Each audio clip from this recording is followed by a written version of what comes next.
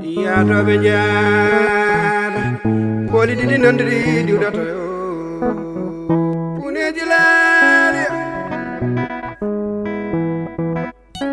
Funage nage Funage nage Funage nage Funage nage Nawe warko nage Kwala fomo Kilo dali samba Dado Noli go yara ibubel Itani Unyo benewi Unyo benewi Kono na mimbi miko kilitana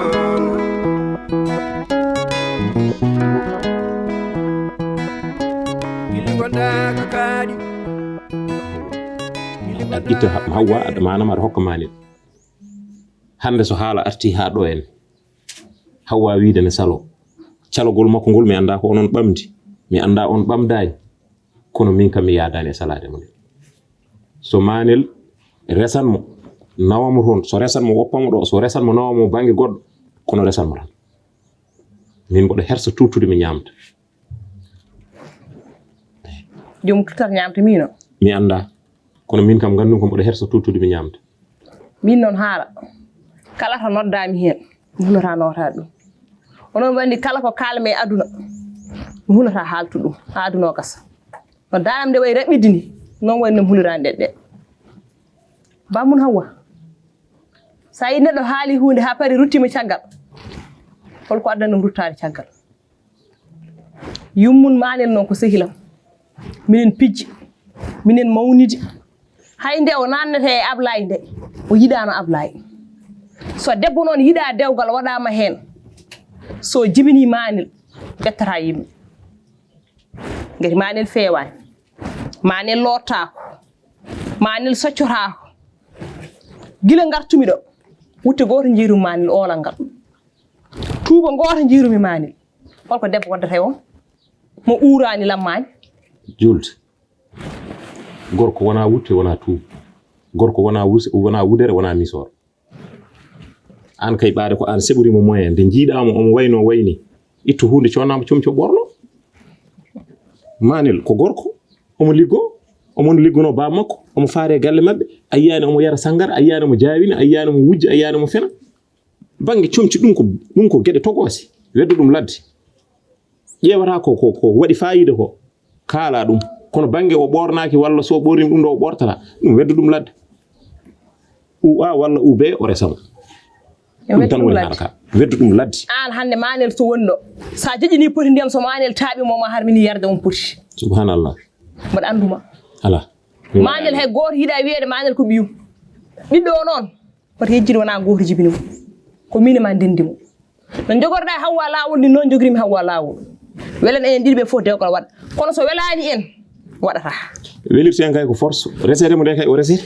mujji mo resede so wana manel resede mo de so manel jolnata mo koy oto o resatmo so wattam koy iliko o resatmo resde mo de kay dum ko force foddam de mi wada dum ha timma a faami heddi ko an foddema sa waawa wadde dum bonnu foddema kono min foddam de mi wada dum ko haajuma ko foti wonde ko dum tan wona ko fraan wonde ko wonta do e galle hande wonta do jango manel wayano foti o adini mi hokkata dum biyam sindo ko biddo barkinno wonno tan hando dañi debbo ko wona hawlo ko barkinane manel ana tawi manel no wujje walla no fena mande ko ko buri bonde ngama gaajor walla gongay ma min ko bimami ko mi pare haala he min mi gasni hen foddam de kay mi wadi dum hankadi mi gaydi an Allah andi non holko jogorda fa woyde hen andi an kam sa yidi haala men bona tan ko ni woni ko gardata an pamun hawa e mbawa yewtide mukko ha pamundira an accu haala manel kan gardata hakkunde men ka yewtere foti wadde hakkuna mi mine ma to wona haala manel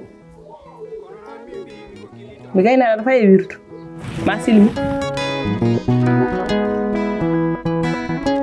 ili gonda ko kaadi baba ili gonda ko jeyre badda arsil mashallah borum alhamdulillah tabarikal mashallah jamtan alhamdulillah alhamdulillah masal jamtan baba man dama la bëggoon am lu ma la wax mi yeddi haal ma quoi a yeddi haalam waaw yalla mala non ko mi yeddi wax man expliquer la yow wonko jiɗɗa haalandim waaw eyo haal waaw pour ton doom manel manel yi ma mbedd attaqué ma xeex yi ar forage attaqué ma xeex te man yiddaani xare mag ak manel quoi xam nga parce que ñëwuma fi pour andi problème mais problème bi ko yiddi xawa xam nga nu mu demee quoi man nag mi yeddi haala ma pour an haala manel o heddu haalam an namdu ko kala ko manel wanma holko addi won hakkude mali sa yedda haalam ni ko kalmi kadi yedda non parce que if moom yi hawa ar forage ma hawa ari forage waaw manel yiɗum manam yiɗi e foog ni hawa kon min nobante quoi mi hawa ano yiɗi an hawa yiɗi an hawa yiddi min wona yiddi ma quoi hawa ar fora goto ko utti ndiyam en yah wari jogde omo yaha waaw mais moom chaque jour hare mi yiddani hare mi avertir ma nak parce que mi yidda problème mi fami garda ko wullitade mi manil abima hawa fora so hawa ar ton an kam an yejjid fora so fonno wadede validé be mbedite min mbi non ɓaadi an ka séréer hakkunde haalpular pullo e séréer ko jomgu tingu ya waɗe ɗum kono ndeke an ka séréer mbabba bonba nde aduma ɗo ko zerde ndiyam walla ko zerde suwaɓe amen an mi seeɗa ndiyam mi haala pour man problème wona haarinde de mi manel fogne min problème ko kadɗa manel an haɗi hawa yidde manel ko ɗum woni problème o kay ko an mais problème hawa manel ko problème hawa e manel min wona problème ma a wona kay wona han wiiɗa yidde hawa mais hawa an foodi hawa nde ko hawa wiyata yiɗa ko fof ko an séréer jasɗo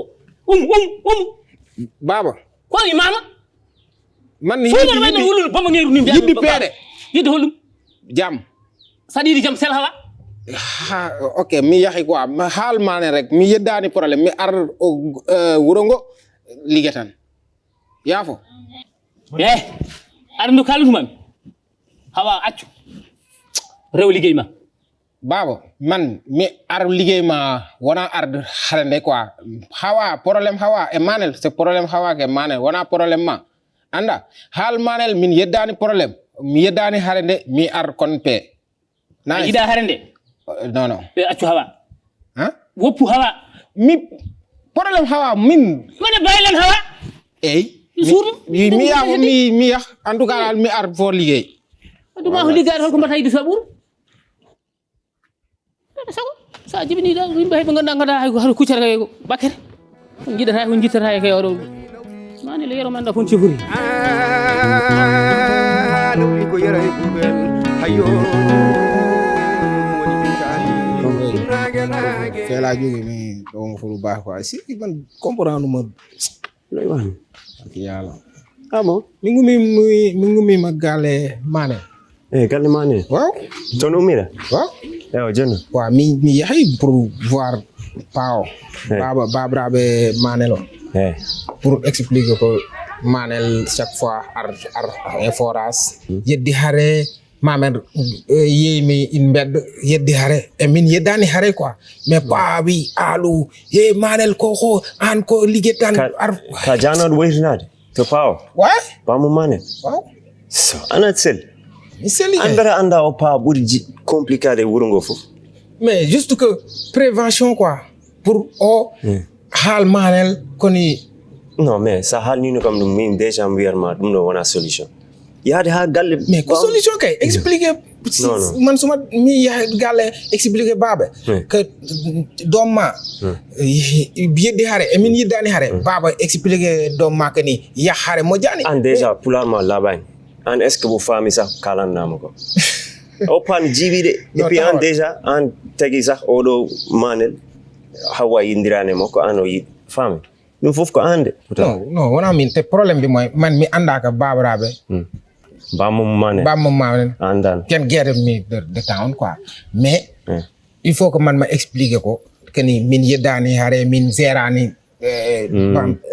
comment dirais-je hawa juste pour jamm quoi mais baba ko kangado dom ko kangado compliqué quoi mais mi hal man ak boy vraiment o ko mojani quoi ko pular fe pular an ko cukalel mi totam jëkkër an mag yiddani jëkkër problème ande il faut ma pular non mo jani wallahi pular mo jani quoi pour ka win an ko cukalel ñu totam la jëkkër nga dem ba mag yiddani kok ñu forcer la ko pour cukalel jamane après ya boy resne wa mais dum ko ciosana men wa ciosano mo jani accu hawa ko preuve en appel hawa yiddani mane ko kangado non mais fran wi dum mo jani dum wona non yow xam nga ne wana neex ko mamel non manel ak ka hawa an déjà sa hal ni no mi dum ya haratu do gani Nah. Jam nyali tu. Nyali ya Pada tempe. jam tangkai Mau bari hal tempe. gogo ano jori do en adi siwo do aray Wallahi awel tahen. ngal furan kagal no way yodini Ko dum tawru dum gandir dum fagarto. nde yontede Ni boy. ha ganum ngama fero ham askara ndu wari nena Wari yumma. Ala min kay man da wari yumma. zero SRS wari nena zero SRS wari nena Yalla yurgo ko yaako. amin yaran bawam fonno won fonno wadi Nanda. babam fonno ko jodade was jewde tab Ha? hey Ya dum ko hala. ko haala kay Dinu kalda ho. min biram lo murum tim gorko mawdo mi woni sagar mi forres kono yi o adoy ma do en ha ara do jodi tan ara wadanam ar hay ar nanum der suuru ha ara weltin berne makko ar foppirinum hesal tan ha woji coy Min ko dum adum jimi wadan demono. ana yin mbam bawloni min non baba wano bawlol do joni ma so hawa wonno tan jodi do en wadanam ar hay ha wana ma bernam de waw bokti en topiro ham no topirere da ngoni Arayo. Wona bamma tan no fu badna meta kal julde jedata hay ay tawiyama mayar. kono haal gonga aane Allah so tawi joni hawani wonno do en ha ada jodire no jodirda ni ala wadano baba matay hawani jodi do en wadana ar hay ha holko buri dum welde e yot Salla jaberu hep ma dañ. bam dañ min ko hawa Dañ bamma ko hen dari. kono min ko hawa jimmi e balani mi ham dañi hawa mi wawa rezido Salla jabi ma heb hawa. Ona hawa tan jidda. Ma heb hawa bamma ko hen woni a heppuran.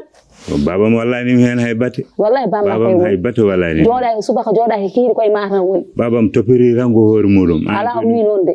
O topiri ko an say mo ya jamma nyalam suba e kido jotta he. babam nena duma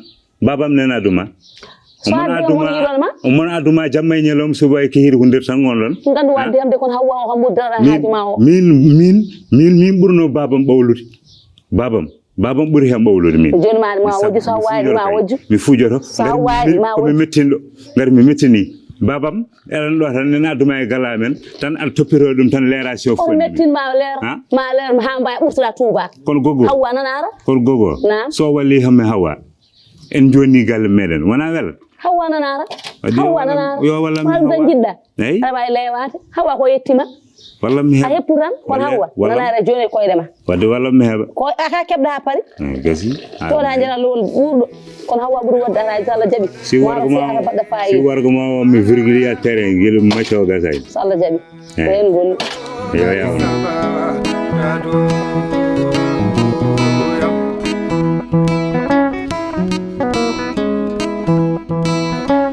Daranam nauli Daranam digi Daranam nauli gu yaray bube Daranam bili yaray admi Daranam nauli bube Daranam nauli ngam hal tunggu mani da kan tunggu manda ya hajjere ay hajjere an kam siwo jamde meri nawede jeere buubel annene il faut minawdum so siwo wadi kalam wonbe galleji men be fo ma jaltu ma wi ko kewi mabbe gandu ko yontande buubel eyyi moƴƴi maɓe gandu ko yontande buubel jinmi ko guddita noppi maɗi buubel keɗoɗa kam ay neɗɗo nofru malandu fuɗata koye hoore malande ay nawle yontama ha gayni yontande mum hay goto nanani coow so fini yahat jeere normal so ari defa normal fewna galle ha feewa hay goto nanta mbubu isla taade noon yontande arte jungo ma jinmi ko jogoɗa fulla jogoɗa fayida mbatta hakkille e hoore ma jaha duggoya normal gara defa ha feewa mbaɗa kala ko poɗɗa wadde probléme wasa wadde e galle he wona aɗa heeɗi ko kalantumami ko ma forani wonde ono mi yonte tan ko fof ene deyira bange ɓe joƴƴinami e sésuji ɓe noddami e less thiale ɓe nawami nder suudu go fof ne deyra bange go fof ne deyra bange elle min mi wona debbo walla min kam mi kanaɗo e mbaɗa andi ko mbaɗa min wona sagata mimi ya heɗomi jimmi ko ya wertu noppi maɗi ka sagata yo a wona ko kalantumami ko an ɓuri kam ɗum andude ala wawi mbaɗa ɗo hunko ma ko pooɗa ɗum ɗo ha wursoji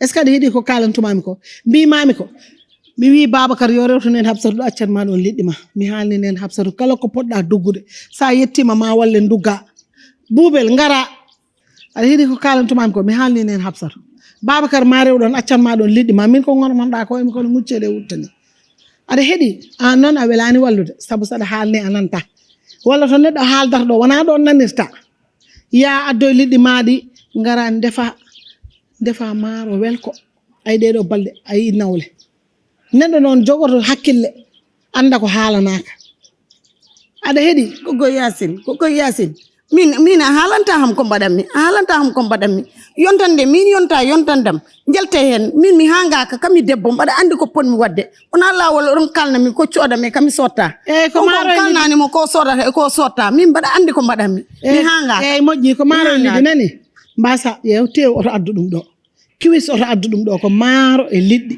aɗa heeɗi ko kalantumami ko ñawli suudoya ko an fata ñalawma gasi wallahi sella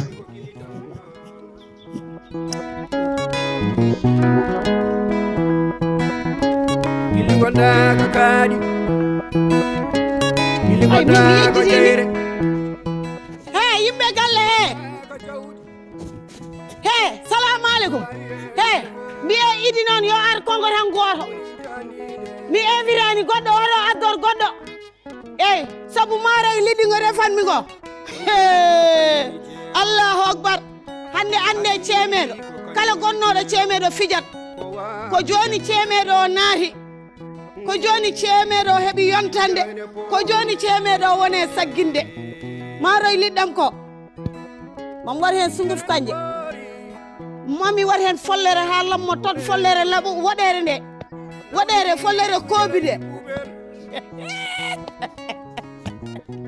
mi saka liɗɗi ɗi ha yoro kon min ŋerƴa ɗi haɗi jooɗa ar konko tan goto woto addor ɗo so addi goɗɗo mi yafayi mi yarlay ko tay goto rewe makko ay wuro mi on nani mi halni on tan mi halni on de eyyi mi halni on tan wuro jalde yontande buubel jetti yontande muɗum wuro fusi ey wuro jalte ragin tak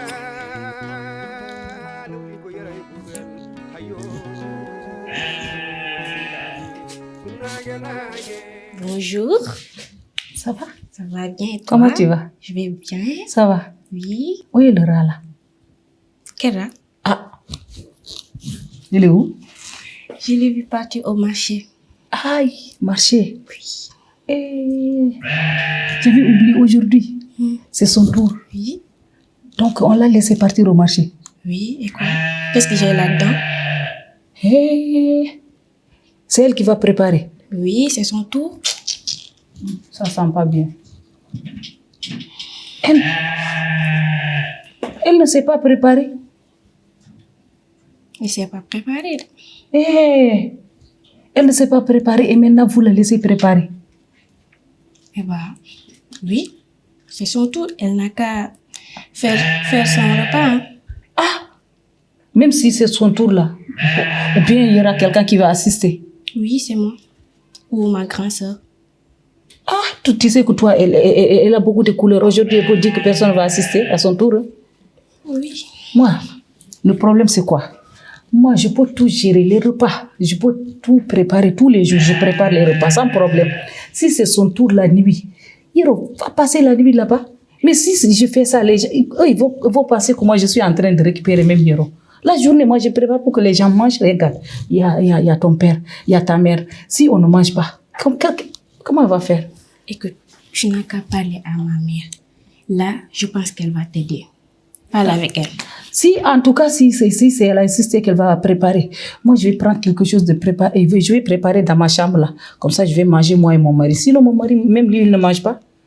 Tu sais, Boubel, elle est trop problématique. Là où tu parles trop problématique, là, ça a augmenté encore de 200%. Tu sais, tu parles avec ma mère. Sûrement, elle va accepter. Parle avec lui, car nous sommes fatigués. Nous sommes fatigués, moi et ma grande sœur. Si tu parles avec elle, elle va accepter. D'accord, il faut prier pour ça. Parle avec ma mère.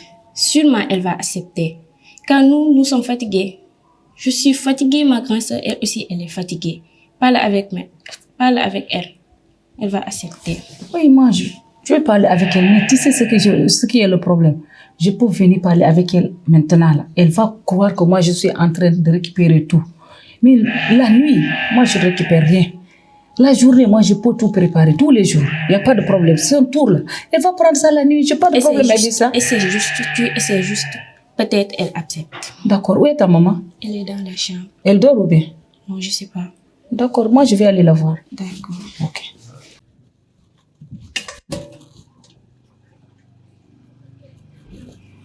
Jom jagarta ko min jetti yontande nani mi invite bottare nani eyyi nodda jom jagarta ji fof waɗa jagga nam jagarta am o fulawal nanga nam jagarta am o fulawal mi yere seeri jalanaw jalanaw seeri jalanaw salamu aleykum waddanoɗon jelli ko min yontam ƴetti yontandam nani eyyi mi invite on eyyi mi ewri on onon fof eyyi ma wel ma wul eyyi ma yette ha kadi on nani eyyi kalne mo ganduɗon fof kalne ɗum onon kam kon yimɓe jaam oɗon moƴƴi no feewi ndeysan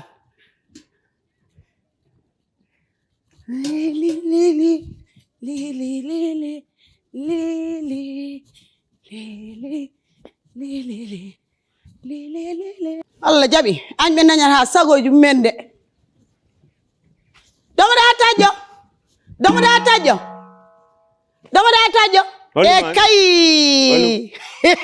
gaño dañca sago mum kon adduɓe ɗo henene faraysenajo o pour yaro resamo cikkuɗon ɓerɗe moɗon feeri ɓerɗe mon wulat jaw wayno jeygol jahannama onon ɓerɗe moɗon ɓooyat fasde mboɗom ni mi ƴetti yontandam mbiɗama yaha jeere mi defa mi defta te mi invite on garta hen nanon wuro ngo fof no haala caggal wuro no haala yeeso wuro no haala hakkude wuro no haala taw on mbawata hen haydara a ñamata maram de ma nan haale wuro ngo yahoɓe jeere jehira ɗum jeere ƴogoyoɓe ƴogira ɗum janggoyoɓe jangira ɗum batoɓe mbatira ɗum tawa meɗata hen ɓerde ma fasa an ma nimsiɗ an ko gaddirnoɗa ɗo debbo faraysenajo ha yara no humanamo a dañca sago ma an domoɗa taƴƴo o noppi ma elle noppi mabba gorko noon so woni naafige heewi ko wadde moussas ni waɗa ɗo henne kiifi naafigagal ma a dañca sago ma mbaɗa mi yaha jeere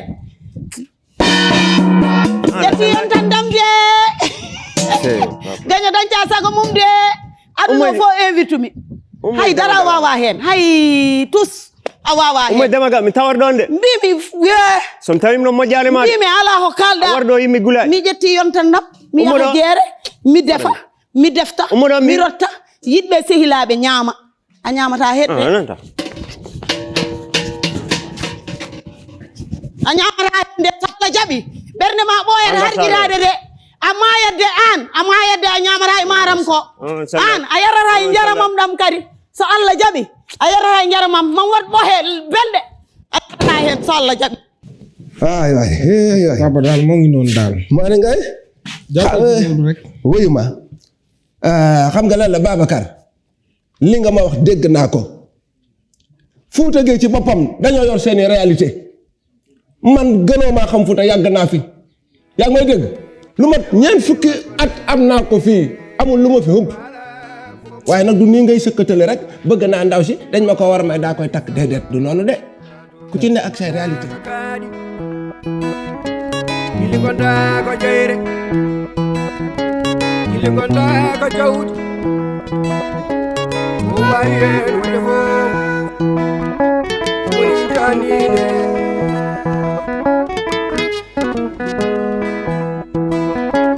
ugal wi ko kañum woni jeew asimi wi ko kañum woni jeew ko waawi hen wonde fo Kiliyeroyne porie Kiliyeroyne porie